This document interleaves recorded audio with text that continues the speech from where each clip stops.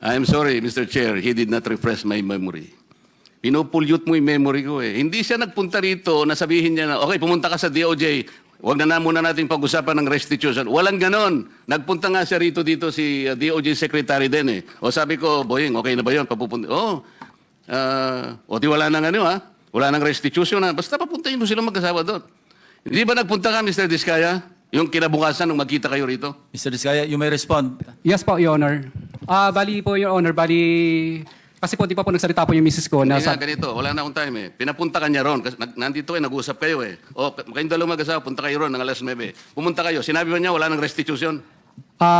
Noong una po, wala pong sinabing may restitution, pero nung sumunod po, yung panghuli po naming usapan po is may restitution, magkano daw po ang restitute namin.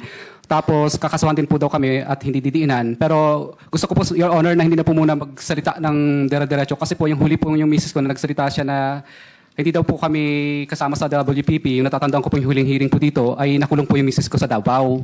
Samantalang meron naman po nag-exist na project. Kaya natatakot po ako, Your Honor, na baka pag nagsalita na rin po ako, baka po sa susunod po ako naman po ang makulong. Kaya hindi na po ako magsasalita.